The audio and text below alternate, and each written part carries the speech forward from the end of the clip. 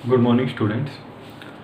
I am Mukul Yadav, and in this class we are going to start the new chapter, which is error analysis and significant figures. Okay तो इस class के अंदर हम आपका एक नया chapter start करने वाले हैं, error analysis and significant figures. तो यहाँ पे जो एरर एनालिसिस है इसको हम ऑलमोस्ट 2 या 3 दिन के अंदर कंप्लीट कर देंगे, एंड सिग्निफिकेंट फिगर्स को भी 1 या 2 दिन के अंदर कंप्लीट कर देंगे। ओके तो in comparison to your previous chapters this chapters appears to us is very small, right, क्योंकि ये 4 या 5 दिन में कंप्लीट चैप्टर हमारा चैप्टर है वो पूरा कंप्लीट हो जाएगा। ओके और ये जो चैप्टर है ये कंपटीशन पॉइंट ऑफ व्यू से काफ़ी इंपॉर्टेंट चैप्टर है। मोस्ट ऑफ द टाइम मैंने ऑब्जर्व किया है कि इस चैप्टर में से यूजुअली 1 और 2 प्रॉब्लम्स जनरली आती है आपके कंपटीशन, जितने भी कंपटीशन एग्जाम होते हैं उनमें। ओके तो स्टार्ट करते हैं इस चैप्टर को। तो सबसे पहले तो हम क्या स्टार्ट करेंगे, एरर एनालिसिस स्टार्ट करेंगे। तो फर्स्ट पार्ट है हमारा। सबसे पहले तो हम पढ़ लेते हैं किसके बारे में, एरर के बारे में।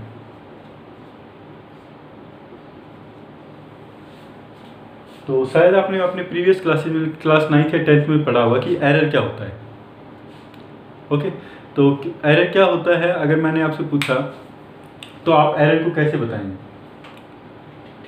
तो यहाँ पे हम क्या करते हैं कि जो एरर होता है वो क्या रहता है, it is a difference between the measured value and actual value. Okay तो हमेशा याद रखना कि एरर होता है वो किसी भी फिजिकल क्वांटिटी को अगर जब हम मेजर करते हैं तभी हमको कुछ एरर मिलता है।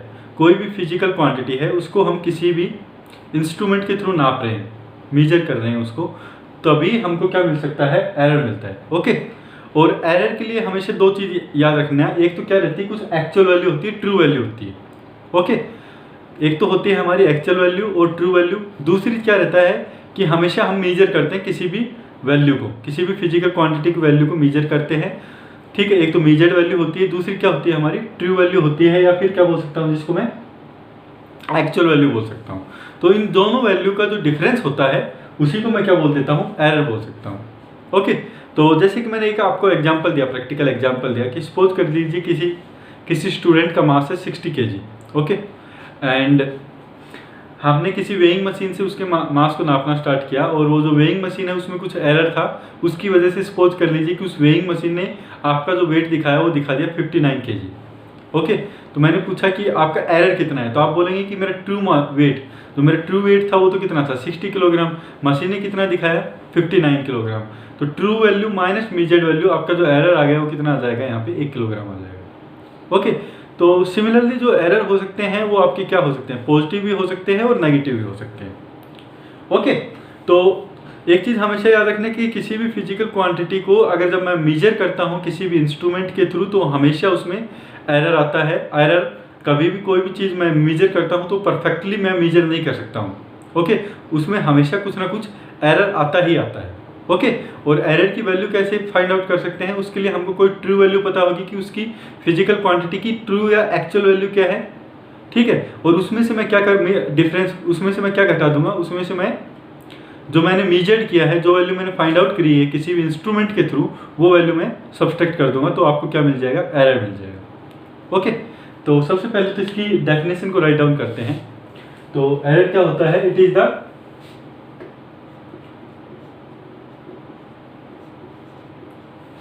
difference between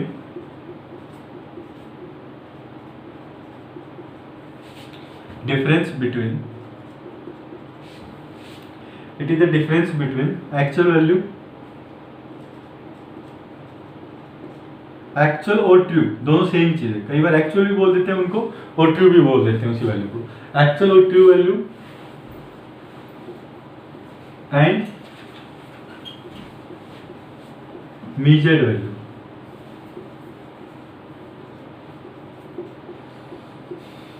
ओके तो एरर क्या होता है, डिफरेंस होता है एक्चुअल और ट्रू वैल्यू का, जब हम उसमें से हम मेजर्ड वैल्यू घटा देते हैं। तो एरर को कैसे लिख सकता हूं मैं, तो आप एरर को लिख सकते हैं actual value minus measured value.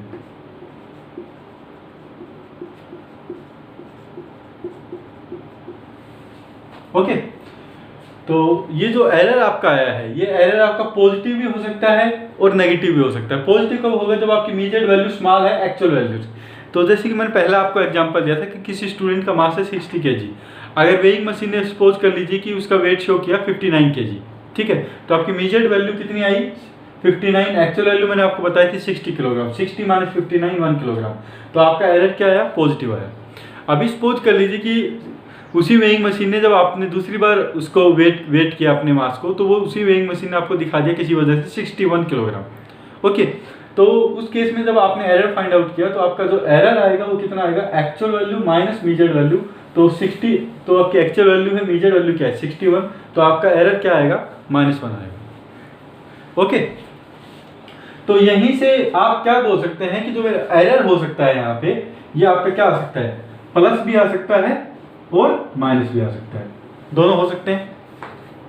Okay, अगर मैंने आपसे पूछा यहाँ से कि जो मेजर्ड वैल्यू आई आपकी, मेजर्ड वैल्यू को कैसे लिख सकता हूं? मेजर्ड वैल्यू में उस साइड लेके चला गया, तो ये आपको लिख सकते हैं इसको क्या? एक्चुअल वैल्यू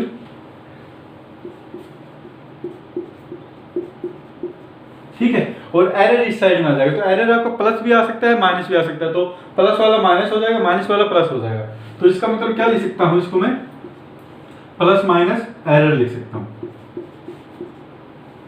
ओके, तो अगर मेजर्ड वैल्यू हमारी क्या होती है? मेजर्ड वैल्यू जो वैल्यू हम मेजर करते हैं, तो वो क्या होती है? एक्चुअल वैल्यू, और उसमें से अगर मैं कुछ प्लस माइनस आपका एरर, अगर मैं उसमें से प्लस या माइनस एरर घटा दूं या जोड़ दूं, तो वो क्या हो जाता है? आपकी मेजर्ड वैल्यू आती है। ओके, तो जैसे कि मैंने बोला कि कोई फिजिकल क्वांटिटी है ए, ओके, उसकी मेजर्ड वैल्यू अगर मेरे को फाइंड आउट करना है, तो उसकी सपोज कर लीजिए ट्रू वैल्यू आपकी ए है, तो एरर आप किससे रिप्रेजेंट करते हैं? एरर को आप रिप्रेजेंट करते हैं हमेशा डेल्टा से। तो इसको जो रिप्रेजेंट करते हैं एरर को, इट इज रिप्रेजेंटेड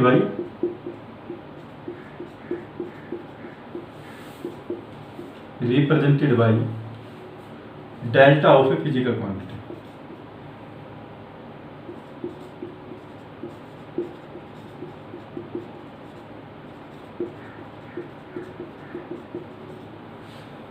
ओके, तो जैसे मैं एक एग्जांपल देता हूं, उसके बाद आपको क्लियर हो जाएगा। सपोज कर लीजिए कि कोई मेरी फिजिकल क्वांटिटी है ए, ओके, तो उसकी मेजर्ड वैल्यू क्या हो सकती है?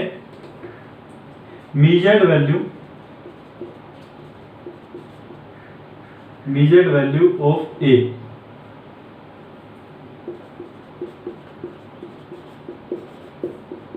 तो आप सपोज कीजिए कि जो ए है ये कोई फिजिकल क्वांटिटी, इसकी एक्चुअल वैल्यू आप ए ही मान लीजिए। इसकी एक्चुअल वैल्यू क्या है आपकी? ए मान लीजिए, ठीक है। इसमें प्लस माइनस क्या करूंगा मैं? एरर करूंगा। तो एरर का आप किससे रिप्रेजेंट करते हैं? डेल्टा से रिप्रेजेंट करते हैं। तो delta of that physical quantity, तो डेल्टा ऑफ ए लिख दूंगा मैं इसको। ओके, तो मेजर्ड वैल्यू ऑफ ए क्या बन गई? मेजर्ड वैल्यू ऑफ ए आपकी क्या बन गई?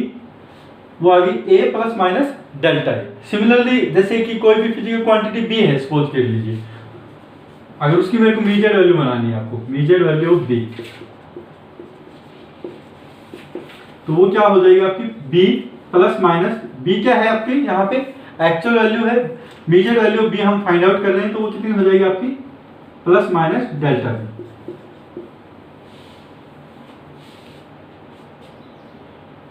Okay,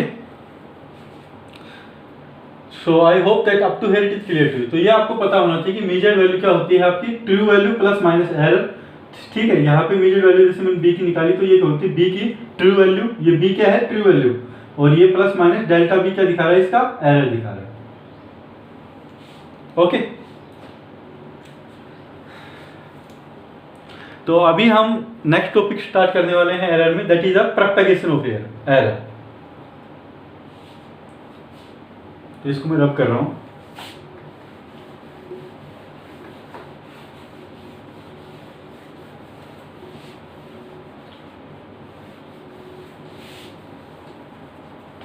So our next topic is propagation of error.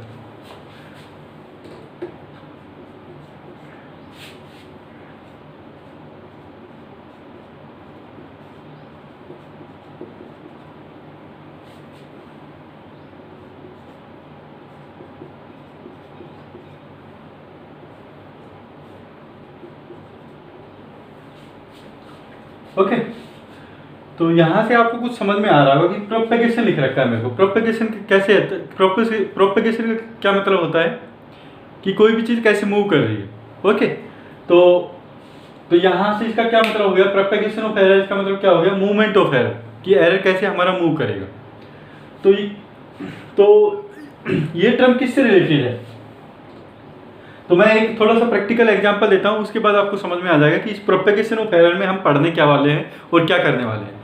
तो जैसे कि सपोज कर लीजिए कि आपका कोई, मैंने एक रेक्टेंगल दिया आपको,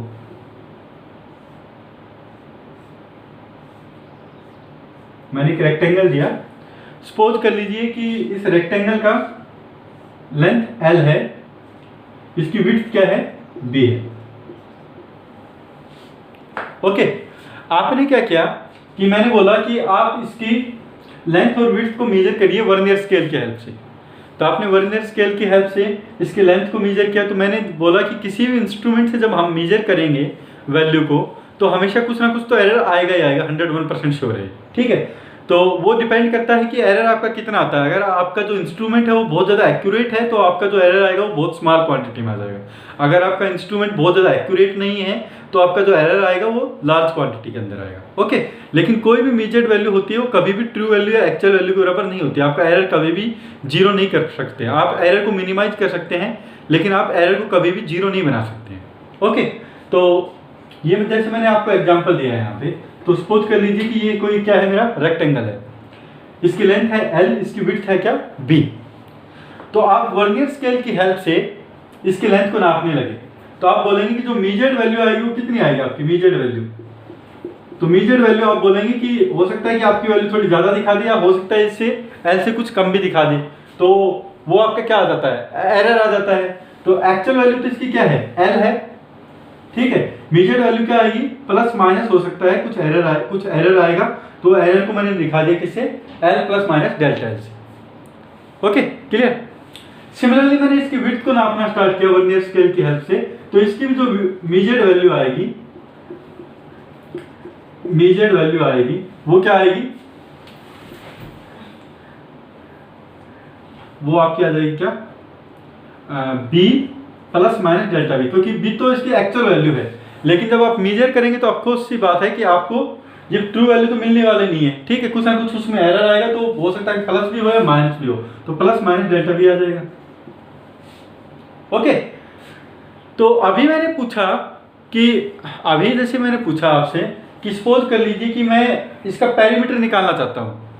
सपोज कर लीजिए कि मैं इस रेक्टेंगल का पेरीमीटर निकालना चाहता हूँ। तो आपको पता है कि जब पेरीमीटर आप निकालेंगे तो आपका पेरीमीटर क्या होता है, 2 × twice of length plus breadth width. Okay, तो यहाँ पे होगा क्या कि आप जब पेरीमीटर निकाल रहे हैं तो आपको तो क्या दी हुई है, आपको मेजर वैल्यू पता है, ओनली ट्रू वैल्यू आपको पता नहीं है। ठीक है, तो मेजर वैल्यू के थ्रू जब आप पेरीमीटर निकाल रहे हैं तो आपकी लेंथ तो क्या आएगी, L प्लस डेल्टा L आएगी, विड्थ क्या आई आपकी, B प्लस डेल्टा B आई। तो यहाँ पे आप जब पेरीमीटर भी निकालेंगे तो वहां पे क्या होगा, वहां पे आपको लेंथ और विड्थ इन दोनों का ऐड करना पड़ेगा, राइट, पेरीमीटर निकालने के लिए। यहाँ पे पेरीमीटर निकालने के लिए आपको क्या करना पड़ेगा, जो लेंथ प्लस जो विड्थ जो आपकी आई है उसको आपको ऐड करना पड़ेगा। तो यहाँ पे लेंथ में भी कुछ एरर आ रखा है आपका प्लस माइनस डेल्टा L। ठीक है, तो विड्थ में भी कुछ आपका एरर आ रखा है प्लस माइनस डेल्टा B। तो आप इन दोनों को जब जोड़ेंगे तो उसमें फिर कोई अलग सा एरर आएगा, राइट। तो जो आपकी पेरीमीटर की भी जो वैल्यू आएगी यहाँ पे, उसमें भी कुछ एरर आएगा, वो भी ट्रू वैल्यू के बराबर नहीं आएगा। ठीक है, तो वो उसमें कितना एरर आएगा तो वो हम फाइंड आउट करेंगे किसके थ्रू, प्रोपेगेशन ऑफ एरर के थ्रू। ओके, तो L में भी मेरा कुछ एरर था, विड्थ में भी मेरा कुछ एरर था, लेकिन जब मैं पेरीमीटर जब इन दोनों का निकाल रहा हूँ तो कितना एरर आएगा। ठीक है, तो लेंथ और जो विड्थ वाला जब मैं ऐड कर रहा हूँ तो वो एरर कैसे प्रोपेगेट हो रहा है वो हम अभी देखने वाले हैं। ठीक है, तो एक तो जैसे मैंने ये इसमें भी आपको देख सकते हैं कि कुछ एरर आपका प्रोपेगेट होगा, किसमें, पेरीमीटर में भी। ठीक है, तो वो हमको फाइंड आउट करना है, वो हम आगे देखेंगे कि कैसे हम एरर फाइंड आउट कर सकते हैं। दूसरी चीज, जैसे यहीं पे मैंने पूछा आपसे सेम चीज में कि मैंने आपसे पूछा कि एरिया कितना होगा, तो आप बोलेंगे कि एरिया कितना होता है, लेंथ इंटू विड्थ मल्टीप्लाई होता है। ठीक है, लेकिन मेरे को पता है कि मेरी लेंथ में कुछ एरर है, विड्थ में भी एरर है, तो आपकी लेंथ में भी जैसे कि आप लिखेंगे L plus minus delta L, width में भी आपकी कुछ एरर है, B plus minus delta L, ठीक है। तो एक्चुअल वैल्यू तो एरिया की कितनी आई आपकी, एक्चुअल वैल्यू तो आपको पता है एल इंटू बी है, लेकिन जब यहाँ से आप एरिया निकालेंगे मीजर्ड वैल्यू से तो आपको पता चलेगा कि ये एल बी के बराबर तो आएगा नहीं, तो कुछ एरर आएगा यहाँ पे, राइट, मल्टीप्लाई जब हम कर रहे हैं तो, ठीक है। जब लेंथ और विड्थ को जब मैं मल्टीप्लाई कर रहा हूँ तो भी आपका कुछ एरर प्रोपेगेट होगा, ठीक है, एरिया के अंदर। ओके, तो वो भी हम देखने वाले हैं कि एरर को हमारा कैसे आने वाला है, ठीक है। तो यही चीज हम पढ़ने वाले हैं प्रोपेगेशन ऑफ एरर में। तो मैं इसको एक बार फिर से समराइज करता हूं कि हमने क्या किया है। हमने क्या किया कि सपोज कर लीजिए जैसे लेंथ और विड्थ, जो लेंथ और विड्थ है इनको आप दो डिफरेंट फिजिकल क्वांटिटी मान लीजिए, कुछ भी, ओके। जैसे कि मोमेंटम भी ऐसे आप अलग फिजिकल क्वांटिटी मान सकते हैं।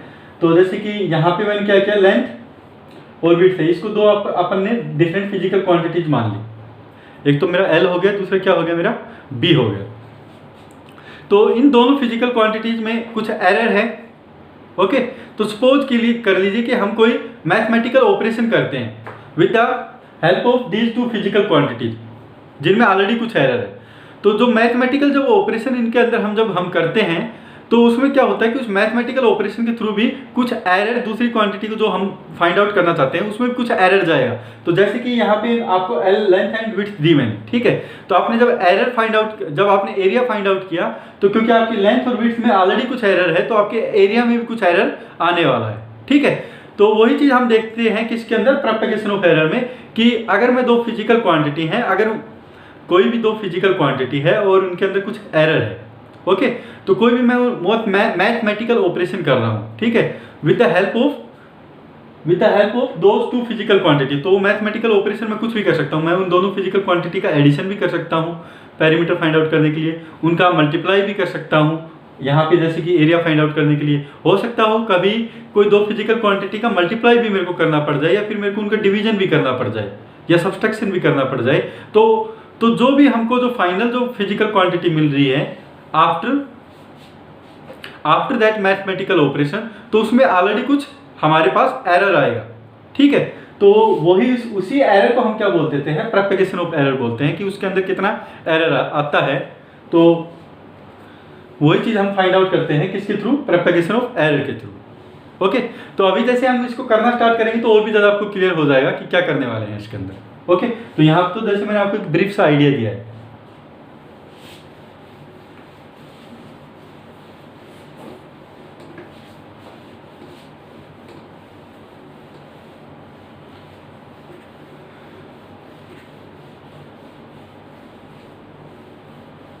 ओके, तो प्रोपेगेशन ऑफ एरर क्या लिखेंगे, if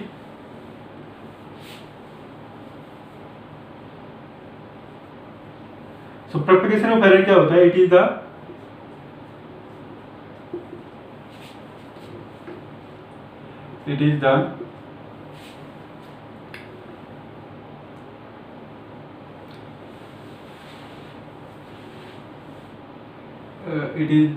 error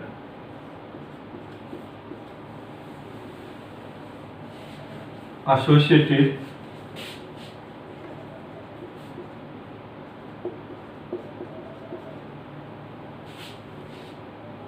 with the mathematical operation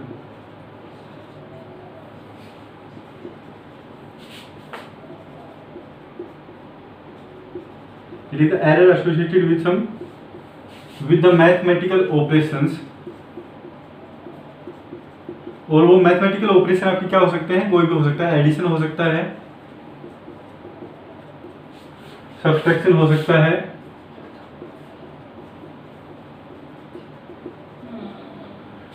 multiplication भी हो सकता है,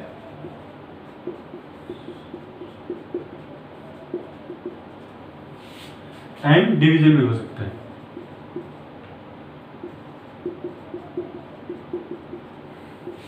बिटवीन टू फिजिकल क्वांटिटीज,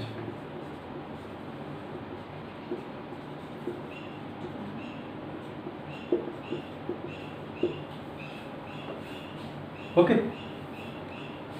तो जो प्रोपेगेशन ऑफ एरर है वो फिर हम अभी अलग अलग से सेपरेटली पढ़ने वाले हैं। किसके लिए? एडिशन के अंदर, जैसे कि कुछ एरर हमारा दो फिजिकल क्वांटिटी के अंदर ऑलरेडी दिया हुआ है, तो एडिशन में वो कैसे प्रोपेगेट होगा, कितना एरर आएगा एडिशन के अंदर। सब्सट्रैक्शन के अंदर अगर हम दो फिजिकल क्वांटिटी का सब्सट्रैक्शन कर रहे हैं और उनके बीच में कुछ एरर हो तो कितना एरर आएगा। सिमिलरली मल्टीप्लिकेशन और डिवीजन में हम देखने वाले हैं। ठीक है, तो सबसे पहले हम स्टार्ट करते हैं किससे?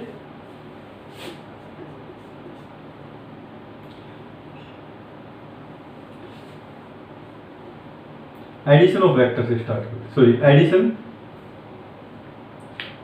से स्टार्ट करते। प्रोपेगेशन ऑफ एरर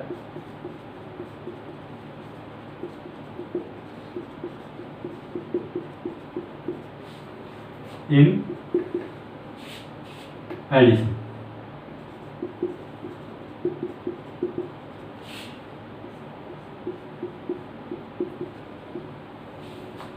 ओके, तो सबसे पहले तो आपको क्या दी जाएगी? दो मेजर्ड वैल्यू दी जाएगी, सॉरी ओके। सो दो फिजिकल क्वांटिटीज दी जाएंगी, ए और बी। सपोज कर लीजिए आप कोई दो फिजिकल क्वांटिटीज हैं ए एंड बी, और उनकी मेजर्ड वैल्यू मेरे को पता है, तो सॉरी उनकी मेजर्ड वैल्यू हमने फाइंड आउट की है।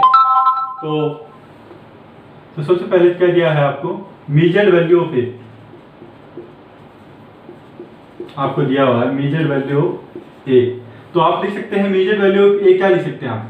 ए plus minus delta A. Similarly measured value of B भी आप लिख सकते हैं कि कोई दूसरी मेरी फिजिकल क्वांटिटी है बी, उसको जब मैं मेजर कर रहा हूं तो उसकी जो ट्रू वैल्यू है वो तो बी है, और सपोज कर लीजिए जो एरर है वो क्या है आपका? B plus minus delta B. ठीक है, नाउ अज्यूम करके चल लीजिए कि कोई फिजिकल क्वांटिटी है जेड, ठीक है, और वो फिजिकल क्वांटिटी हमको कैसे मिल रही है? वो मिल रही है किसी ये दोनों जो फिजिकल क्वांटिटी मिली, जो ए और बी है, जो फिजिकल क्वांटिटी, इनके एडिशन के बाद मिल रही है मेरे को, ए प्लस बी। ओके, तो जड़ कोई भी मेरी कोई फिजिकल क्वांटिटी है जिनको मैं क्या कर रहा हूँ? एडिशन, जो जड़ है वो किसका एडिशन के बाद मिलता है मेरे को? ए और बी के एडिशन के बाद मेरे को मिलता है। ओके, तो यहाँ पे आपको पता है कि there is some error in the value of A, there is some error in the value of B. तो ये ए और बी, तो यहाँ पे जड़ भी क्या है? ट्रू वैल्यू है। ए और बी क्या है? इनकी ट्रू वैल्यू है। लेकिन आपको क्या फाइंड आउट करना है कि अगर मैं जड़ के अंदर इनकी मेजर्ड वैल्यू सब्स्टिट्यूट करूं तो कितना एरर आएगा, तो वो आपको फाइंड आउट करना है। ओके, तो जड़ क्या है आपका? ए प्लस बी। तो ये तो हो गया क्या आपकी ट्रू वैल्यू। तो आपको पता है कि जब आप मेजर्ड वैल्यू ऐड करेंगे, दोनों फिजिकल क्वांटिटीज की मेजर्ड वैल्यू ऐड करेंगे, तो आपके जड़ के अंदर कुछ एरर आने वाला है। तो जड़ के एरर को मैं कैसे दिखाऊंगा? आप दिखाएंगे प्लस माइनस डेल्टा जड़ से। तो ये आपका क्या हो जाएगा? Z plus minus delta Z is equal to, ए का एरर को कैसे दिखा रहा हूं मैं? ए को दिखा रहा हूं मैं कैसे? A plus minus delta A, measured value of A, plus measured value of B. Measured value of B आप कैसे लिख देंगे? B plus minus delta B. Okay, तो जैसे मैं फिर से एक्सप्लेन कर रहा हूं कि आपको मेजर्ड वैल्यू ऑफ ए जैसे दिया हुआ है, ए प्लस माइनस डेल्टा ए, ठीक है। मेजर्ड वैल्यू ऑफ बी क्या होगी? ये बी ट्रू वैल्यू है, प्लस माइनस डेल्टा बी क्या है? इसका एरर है। तो जो कोई जड़ हमारी फिजिकल क्वांटिटी है which is equal to the addition of physical quantity A and B, तो इसको जड़ को मैंने लिख दिया ए प्लस बी। ओके, तो ये तो क्या किया मैंने? जड़ की भी क्या, ये ए प्लस बी का आप एडिशन किया आपने, तो आपको क्या मिलता है? जड़। तो यहाँ पे तो मैंने ए और बी को क्या वैल्यू, ट्रू वैल्यू ऐड की है, ए और बी को, तो आपको जो जड़ की भी मिलेगी वो क्या मिलेगी? आपकी ट्रू वैल्यू मिलेगी। तो Z is equal to A plus B. लेकिन आपको पता है कि मेरे को ऐड मैं किन वैल्यूज को कर सकता हूँ कि अगर आप मेजर्ड वैल्यू को ही ऐड करें, अगर आप मेजर्ड वैल्यू को ऐड करें तो आपको पता है कि ए की वैल्यू में कुछ एरर, बी की वैल्यू में कुछ एरर, तो आपको सी बात है जड़ की वैल्यू में कुछ एरर आने वाला है। ओके, तो जड़ की वैल्यू को फिर मैं कैसे लिख दूंगा? वो जड़ की भी क्या वैल्यू आएगी? आपकी मेजर्ड वैल्यू आएगी। तो मेजर्ड वैल्यू ऑफ जड़ मैंने लिख दिया Z plus minus delta Z is equal to, ये क्या है? Measured value of A. तो मेजर्ड वैल्यू ऑफ ए मैंने लिख दिया A plus minus delta A plus B. तो बी क्या है? मेजर्ड वैल्यू ऑफ बी, तो B plus minus delta B. तो अगेन अगर मैं इसको सोल्व करूंगा तो ये आपका क्या आ जाएगा? Z plus minus delta Z is equal to A plus minus, देखिए ए प्लस बी मैंने पहले ले लिया यहाँ पे। ओके, इस वाले को पहले लिख दिया ए प्लस बी, और ये जैसे प्लस माइनस है, ये भी प्लस माइनस है, plus minus delta A plus minus delta B. Okay, तो जेड को मैंने कैसे लिख दिया, Z is equal plus minus delta Z is equal to A plus B plus minus मैंने बाहर ले लिया, और ये क्या बन गया मेरा, delta A plus delta B.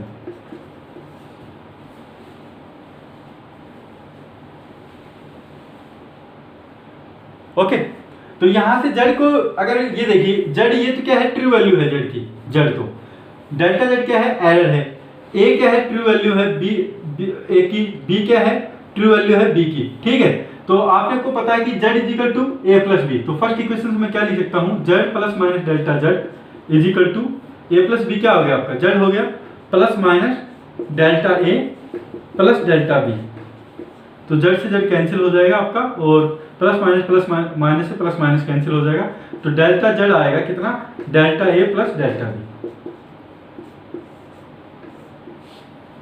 Okay, तो अभी आप देखिए इसमें कि कोई भी मेरी फिजिकल क्वांटिटी जेड, वो मेरे को फाइंड आउट हो रही कब, जब मैं दो फिजिकल क्वांटिटी को ऐड करता हूं, ए और बी को।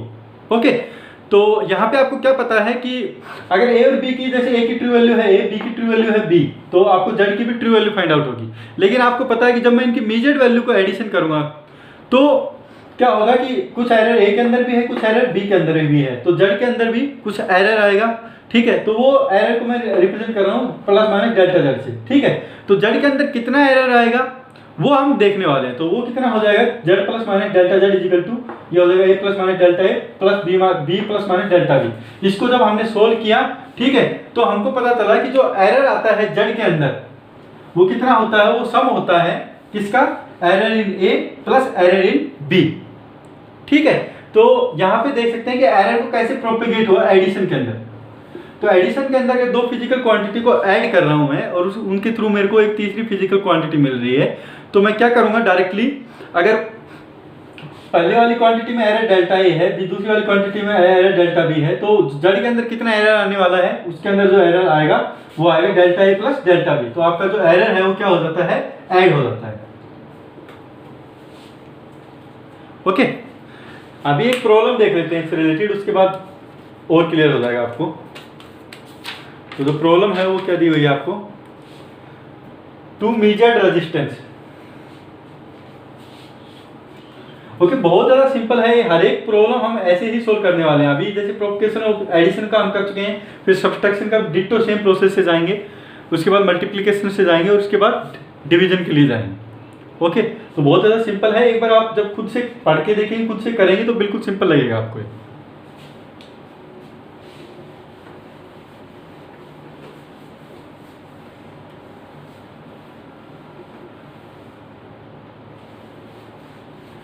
ओके, तो एक प्रॉब्लम हम लिख लेते हैं अभी। तो जो दी हुई है क्या दी हुई है, two measured resistance R1 and R2 are connected in series.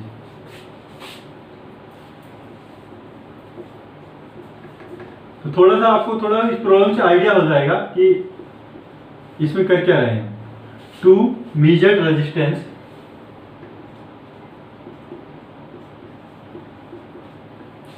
R1 आपको दिया हुआ है कितना, वो दिया हुआ आपको 100 प्लस माइनस 3 ओम,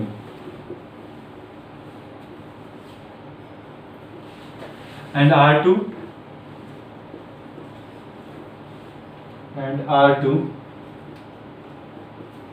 200 प्लस माइनस 4 ओम। ठीक है, ये दो मेजर रेजिस्टेंस आपको दिए हुए हैं, are connected in series, are connected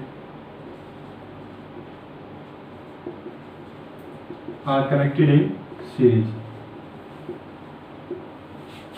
आपको बताना क्या है, what is the equivalent resistance with proper limit, find what is the equivalent resistance, what is the equivalent resistance.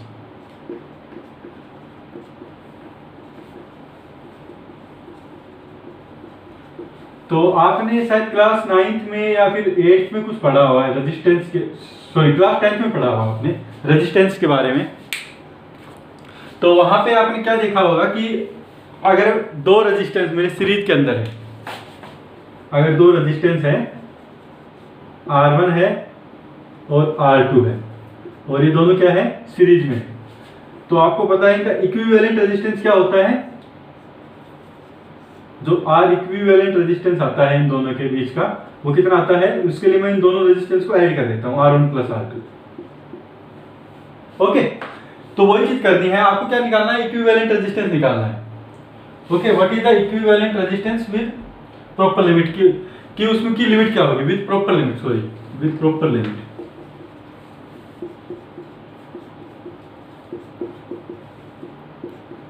कि जो आपका इक्विवेलेंट रेजिस्टेंस आएगा वो कितना आएगा और किस रेंज में आएगा वो आपको बताना है। ओके, तो इसका मतलब क्या है कि मेरे को R1 और R2 को ऐड करना है इक्विवेलेंट रेजिस्टेंस निकालने के लिए। लेकिन आपको पता है कि जब आप निकालते हैं इक्विवेलेंट रेजिस्टेंस तो क्या है, R1 में कुछ एरर है, R2 में भी एरर है, ठीक है। R इक्विवेलेंट क्या है, इन दोनों का एडिशन है। तो आप बोल सकते हैं कि there will be some error in the R equivalent as well. तो आप क्या बोल सकते हैं, वो एरर कितना होगा, वो R इक्विवेलेंट को आप कैसे लिख सकते हैं, वो आप बोल सकते हैं क्या, R प्लस माइनस, ठीक है, measured value of R equivalent. तो यही आएगी, जो measured value of R equivalent कैसे लिख सकते हैं आप, वो आएगी आपकी क्या, R equivalent plus minus delta R equivalent, ठीक है, यही आएगी। डेल्टा R इक्विवेलेंट तो क्या है, इन दोनों का सम करने के बाद मिल रहा है आपको, ठीक है। तो R1 प्लस R2 सबसे पहले आप लिख लेंगे। तो R1 प्लस R2 आपको क्या मिला, वो मिला आपका क्या, 100 प्लस 200, 100 प्लस 200, तो ये आपका आ गया क्या, तो ये जैसे कि R इक्विवेलेंट की क्या है, ट्रू वैल्यू है, R इक्विवेलेंट की ट्रू वैल्यू है, प्लस माइनस ये क्या है, एरर। तो यहाँ पे ट्रू वैल्यू कितनी है R1 की, वो आपको दी हुई 100, और ट्रू वैल्यू किसकी है, R2 की 200। तो ये जो R इक्विवेलेंट यहाँ पे है ये क्या है, ट्रू वैल्यू है, ठीक है। तो ट्रू वैल्यू कितनी होगी, R1 प्लस R2 होगी ट्रू वैल्यू, तो R1 की ट्रू वैल्यू, R2 की ट्रू वैल्यू, तो ये होगी 100 प्लस 200 300 प्लस माइनस। अब डेल्टा R इक्विवेलेंट आपको पता है कि delta R equivalent is equal to delta R1 plus delta R2। तो R1 में कितना एरर है और R2 में कितना एरर है, वो आपका आ जाएगा डेल्टा R इक्विवेलेंट के बराबर। तो ये आपका हो जाएगा क्या, 300 प्लस माइनस डेल्टा R1 कितना है आपका 3 ओम है, और डेल्टा R2 कितना है आपका 4 ओम है। तो 3 प्लस 4 कितना हो जाएगा आपका 7 ओम हो जाएगा, ठीक है। तो आपका जो R इक्विवेलेंट की रेंज कितनी आएगी, तो वो रेंज आएगी आपकी कितनी, 293 से लेके 307 तक। ओके, तो इसको एक बार फिर से मैं एक्सप्लेन कर रहा हूं आपको कि दो रेजिस्टेंस आपको दिए हुए हैं, उनकी मेजर्ड वैल्यू आपको दी हुई है। R1 की दी हुई 100 प्लस माइनस 3 ओम। तो यहाँ पे आप R1 की क्या वैल्यू है कि इसकी ट्रू वैल्यू तो 100 है, लेकिन जो मेजर्ड वैल्यू आ रही है वो किस रेंज में आ रही है, प्लस माइनस 3 में आ रही है। सिमिलरली जो R2 की जो वैल्यू दी हुई है वो आपको क्या दी हुई है, 200 प्लस माइनस 4। 200 क्या है, ट्रू वैल्यू। आपको इक्विवेलेंट रेजिस्टेंस निकालना है। इक्विवेलेंट रेजिस्टेंस निकालना है तो आपको पता है कि यहाँ पे मैं R1 और R2 को ऐड करूंगा तो आपको इक्विवेलेंट रेजिस्टेंस मिलेगा। लेकिन R1 और R2 की आपको क्या दी हुई है, मेजर्ड वैल्यू दी हुई है, ओके, और उनमें कुछ एरर है। तो आपको पता है R इक्विवेलेंट क्या होगा, R1 plus R2, R1 plus R2।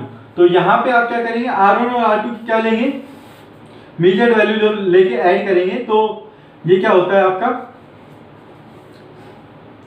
तो जो R इक्विवेलेंट आएगा, जो आपका R इक्विवेलेंट आएगा उसकी कुछ ट्रू वैल्यू होगी, प्लस माइनस कुछ एरर होगा, और जो ट्रू वैल्यू होगी वो किसके बराबर होगी, वो R1 और R2 की ट्रू वैल्यू के बराबर होगी। तो R1 प्लस R2 की ट्रू वैल्यू है 100 प्लस 200, तो मैंने लिख दिया कितना 300 plus minus delta R equivalent. Delta R equivalent क्या है, जो जितना एरर ऐड होगा, तो कितना एरर ऐड होगा इसके अंदर, तो जो एरर ऐड होगा तो आपको पता है कि जब दो फिजिकल क्वांटिटी को ऐड करता हूं तो उनके एरर सिंपली ऐड हो जाते हैं, delta A plus delta B. तो हो जाएगा कितना 3 प्लस 4, तो 7 ओम हो जाएगा। Okay, so this will be your answer.